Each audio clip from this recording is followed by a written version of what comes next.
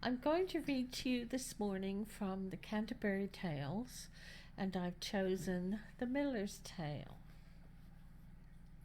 Some time ago there was a rich old codger who lived in Oxford and who took a lodger. The fellow was a carpenter by trade, his lodger a poor student who had made some studies in the arts, but all his fancy turned to astrology and geomancy, and he could deal with certain propositions and make a forecast under some conditions about the likelihood of drought or showers for those who asked at favourable hours, or put a question how their luck would fall in this or that. I can't describe them all. This lad was known as Nicholas the Gallant, and making love in secret was his talent, for he was very close and sly, and took advantage of his meek and garrulous look. He rented a small chamber in the Kip all by himself without companionship.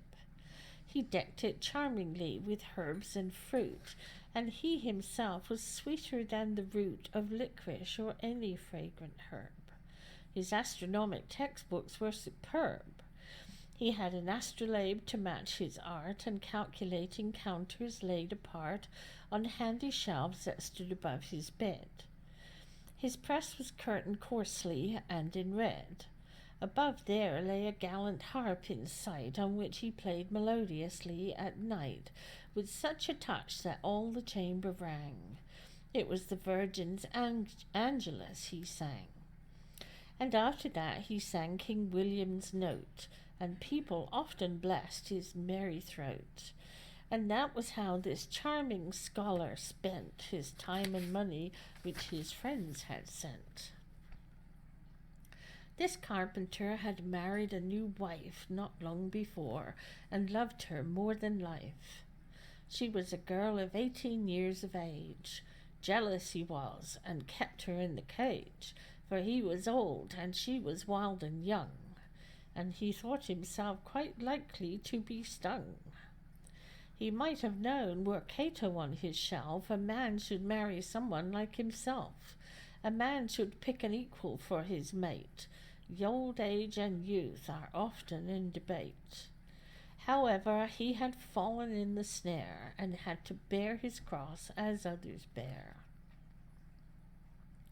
She was a fair young wife, her body as slender as any weasel's, and as soft and tender. She used to wear a girdle of striped silk. Her apron was as white as morning milk. Over her loins all gusseted and pleated, white was her smock. Embroidery repeated its pattern on the collar, front and back. Inside and out it was of silk and black. The tapes and ribbons of her milky mutch were made to match her collar to a touch. She wore a broad silk fillet, rather high, and certainly she had a lecherous eye. She had plucked her eyebrows into bows, slenderly arched they were, and black as sloes, and a more truly blissful sight to see she was than blossom on a cherry tree, and softer than the wool upon a wether. And by her girdle hung a purse of leather, tasselled with silk and silver droplets pearled. If you went seeking up and down the world, the wisest man you met would have to wrench his fancy to imagine such a wench. And her complexion had a brighter tint than a new florin from the Royal Mint. As to her song, it was as loud and quick as any swallow's chirping on a rick, and she would skip or play some game or other like any kid or calf behind its mother. Her mouth was sweet as mead or honey, say a hoard of apples lying in the hay. Skittish she was, and jolly as a colt, tall as a mast, and upright as a bolt out of a bow. Her collarette revealed a brooch as big as boss upon a shield. High shoes she wore, and laced them to the top. She was a daisy, oh, a lollipop, for any nobleman to take to bed, or some good man of yeoman stock to wed. Now, gentlemen, this gallant Nicholas one day began to romp and make a pass at this young woman in a mood of play. her husband being out down Osney way. Students are sly, and giving way to whim, he made a grab and caught her by the quim, and said, "Unless I have my will of you, I'll die of secret love. Oh, darling, do." Then held her haunches hard and gave a cry, "Oh, love me all at once, or I shall die." She gave a spring, just like a skittish colt, boxed in a frame for shoeing, and with a jolt managed in time to wrench her head away, and said, "Give over, Nicholas, I say." "No, I won't kiss you. Stop it. Let me go, or I shall scream. I'll let the neighbours know. Where are your manners? Take away your paws."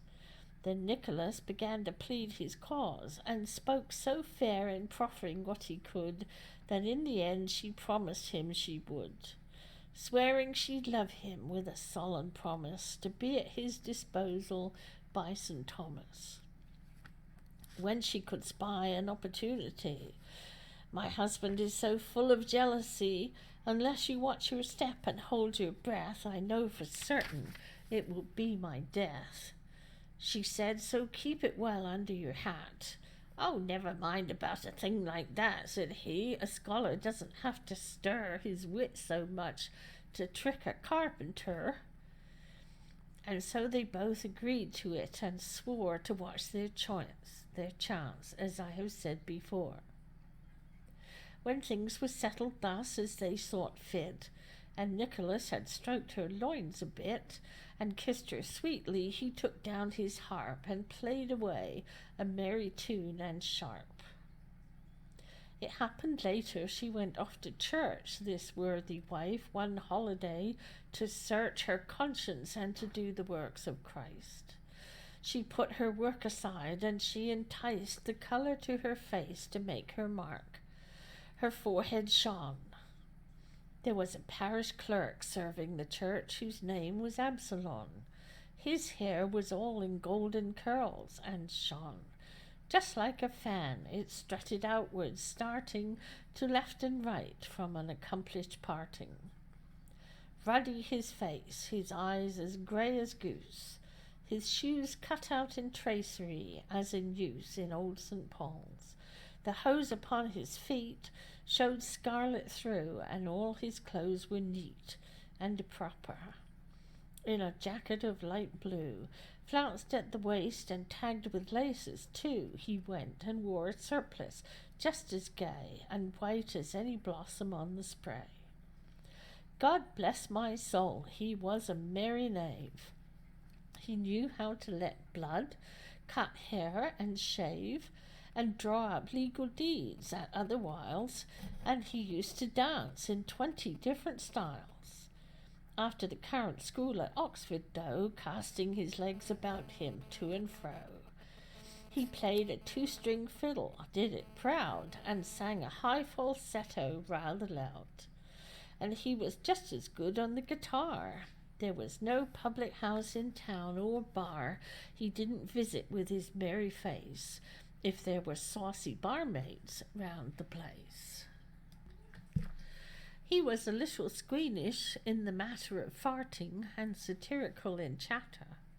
This Absalom, so jolly in his ways, would bear the censer round on holy days, and cense the parish women. He would cast many a lovelorn look before he passed, especially at this carpenter's young wife. Looking at her would make a happy life. She was so neat, so sweet, so lecherous. And I dare say if she had been a mouse and he a cat, she'd have been pounced upon. In taking the collection, Absalom would find his heart was set in such a whirl of love he would take nothing from a girl. For courtesy, he said, it wasn't right. That evening, when the moon was shining bright, he ups with his guitar, and off he tours, on the lookout for any paramours. Larky and amorous, away he strode, until he reached the carpenter's abode.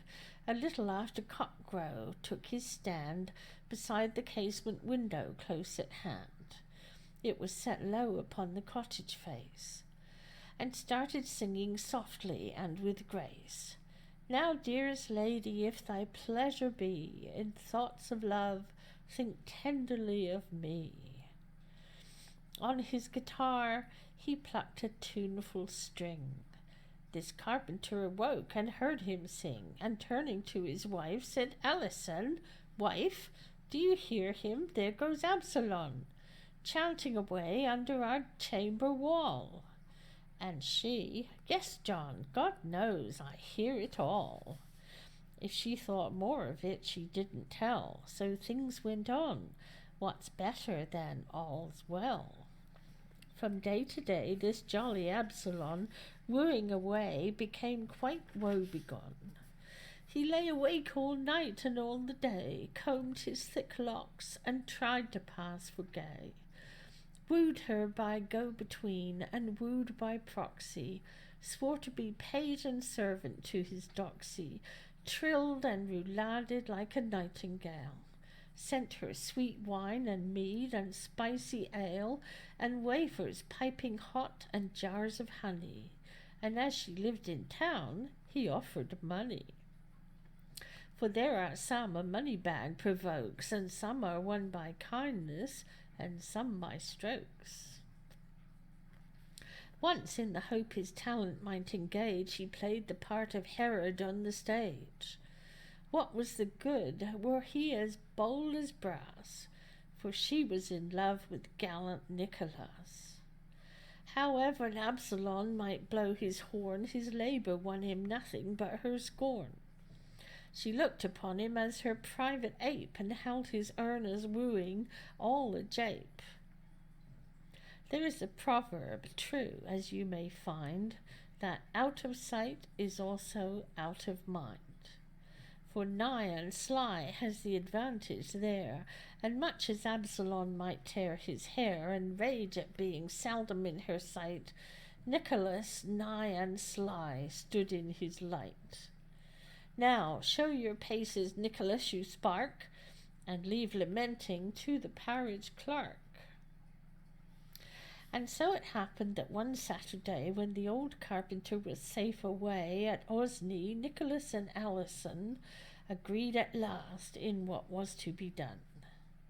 Nicholas was to exercise his wits on her suspicious husband's foolish fits, and if so be the trick worked out all right, she then would sleep with Nicholas all night. For such was his desire and hers as well, and even quicker than it takes to tell, young Nicholas, who simply couldn't wait, went to his room on tiptoe with a plate of food and drink enough to last a day or two, and Alison was told to say, in case her husband asked for Nicholas, that she had no idea where he was, and that she hadn't set eyes on him all day, and thought he must be ill. She couldn't say. And more than once the maid had given a call and shouted, but no answer came at all.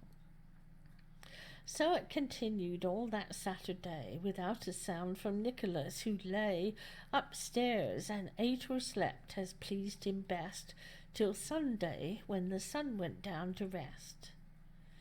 This foolish carpenter was lost in wonder at Nicholas, what could have got him under. He said, I can't help thinking by the mass things can't be going right with Nicholas. What if he took and died? God guard his ways. A ticklish place the world is nowadays. I saw a corpse this morning borne to kirk, that only Monday last I saw at work. Run up, he told the serving lad, be quick, shout at his door, or knock it with a brick. Take a good look, and tell me how he fares. The serving boy went sturdily upstairs, stopped at the door, and standing there the lad shouted away, and hammering like mad, cried, Ho, what's up? Hi, Master Nicolay, how can you lie up there asleep all day? But all for naught, he didn't hear a soul. He found a broken panel with a hole right at the bottom, useful to the cat for creeping in by, so he looked through that. And in the end he saw him through the crack. This Nicholas lay gaping on his back, as if he caught a glimpse of the new moon. Down went the boy and told his master soon about the state in which he found the man. On hearing this, the carpenter began to cross himself and said, "St. Frida's wide bless us! We little know what's coming to distress us. The man has fallen with this here astronomy into a fit or lunacy, maybe." I always thought that was how it would go. God has some secrets that we shouldn't know. How blessed are the simple, aye, indeed, that only know enough to say their creed. Happened just so with such another student of astronomy, and he was so imprudent as to stare upwards while he crossed a field, busy foreseeing what the stars revealed, and what would happen, but he fell down flat into a marl pit. He didn't foresee that. But by the saints, we've reached a sorry pass. I can't help worrying for Nicholas. He shall be scolded for his studying, if I know how to scold, by Christ the King. Get me a staff to prise against the floor. Robin, you put your shoulder to the door. We'll shake the study out of him, I guess. The pair of them began to heave and press against the door. Happened the lad was strong, and so it didn't take them very long to heave it off its hinges. Down it came, still as a stone lay Nicholas, with the same expression gaping upwards into air. The carpenter supposed it was despair, and caught him by the shoulders mightily, shook him and shouted with asperity, "What, Nicholas? Hey, look down! Is that a fashion to act? Wake up and think upon Christ's passion. I sign you with the cross from elves and sprites." And he began the spell for use at nights in all four corners of the room and out, across the threshold too, and round about. "Jesu Christ and Benedict sainted, bless this house from creature tainted. Drive away, night hags, white paternoster. Where did you go, St. Peter's Zoster?" And in the end the dandy Nicholas began to sigh, and must it come to pass? He said, "Must all the world be cast away?" The carpenter replied, "What's that you say? Put trust in God as we do, working men." Nicholas answered, "Fetch some liquor then, and afterwards in stricter secrecy I'll speak of something touching you and me, but not another soul must know, that's plain." This carpenter went down and came again, bringing some powerful ale, a largest quart. When each had had his share of this support, young Nicholas got up and shut the door, and sitting down beside him on the floor, said to the carpenter, "Now, John, my dear, my excellent host, swear on your honour here not to repeat a syllable I say. For here are Christ's intentions to betray, which to a soul puts you among the lost, and vengeance for it at a bitter cost shall fall upon you. You'll be driven mad." "Christ and his holy blood forbid it, lad," the silly fellow answered. "I'm no blab, though I should say it. I'm not given to gab. Say what you like, for I shall never tell, man, woman, or child, by him that harrowed hell." "Now, John," said Nicholas, "believe you me, I have found out by my astrology, and looking at the moon when it was bright, that Monday next, a quarter way through night, rain is to fall in torrents, such a scud, it will be twice as bad as Noah's flood. This world, he said, in just about an hour, shall all be drowned in such a hideous shower, and all mankind with total loss of life." The carpenter exclaimed, "Alas, my wife! My little Alison, is she to drown?" And in his grief he very near fell down. "Is there no remedy," he said, "for this?" "Thanks be to God," said Nicholas, "there is. If you will do exactly what I say, and don't start thinking up some other way, in wise old Solomon you'll find the verse, 'Who takes advice shall never fare the worse.' And so if good advice is to prevail, I undertake with neither mast nor sail to save her yet, and save myself and you. Haven't you heard how Noah was saved too, when God forewarned him and his sons and daughters that all the world should sink beneath the waters? Yes, said the carpenter, a long time back. Haven't you heard, said Nicholas, what a black business it was when Noah tried to whip his wife who wouldn't come on board the ship? He'd have been better pleased, I'll undertake, with all that weather just about to break, if she had had a vessel of her own. Now, what are we to do? We can't postpone the thing. It's coming soon, as I was saying. It calls for haste, not preaching or delaying. I want you now at once to hurry off and fetch a shallow tub or kneading trough for each of us, but see that they are large and such as we can float in like a barge, and have them loaded with sufficient victual to last a day. We only need a little. The waters will abate and flow away around 9 o'clock upon the following day. Robin the lad mayn't know of this, poor knave, nor Jill the maid. Those two I cannot save. Don't ask me why, and even if you do, I can't disclose God's secret thoughts to you. You should be satisfied, unless you're mad, to find as great a grace as Noah had. And I shall save your wife, you needn't doubt it. Now off you go, and hurry up about it. And when the tubs have been collected, 3, that's one for her, and for yourself, and me, then hang them in the roof below the thatching, that no one may discover what we're hatching. When you've finished doing what I said, and stowed the victuals in them overhead, also an axe to hack the ropes apart, so when the water rises we can start. And lastly, when you've broken out the gable, the garden one that's just above the stable, so that we may cast free without delay, after the mighty shower has gone away, you'll float as merrily, I undertake, as any lily-white duck behind her drake. And I'll call out, "Hey, Alison! Hey, John! Cheer yourselves up, the flood will soon be gone." And you'll shout back, "Hail, Master Nicolay!